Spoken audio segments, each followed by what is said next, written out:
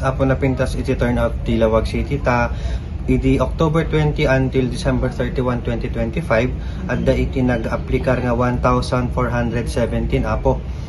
Kadagupan na dito at da iti more or less 400 nga new registrants tayo and iti 600 plus nga nag-transfer from other municipalities. So all in all apo, dakila po nga percentage sinagatuan na especially kadagiti SK voters tayo. Nagunod na ka din sir, DJ target nga baro nga registrants tayo sir. So far apo haanpay, but until May apo we're expecting ado pa iti maparegistruan tayo ta mapantay to pa iti na dumaduma nga schools dito i Lawag City. Manot target tayo sir. More or less apo mga 2,000 pa iti mainayon nga agbutos, and kaya't milang apo nga ipalagip kadagiti haan nga nagbutos apo iti namin duwa nga election may kat dyan data. So please umay kayo ito opisina tayo apo tapno ma-reactivate na dyan nagnagan tayo.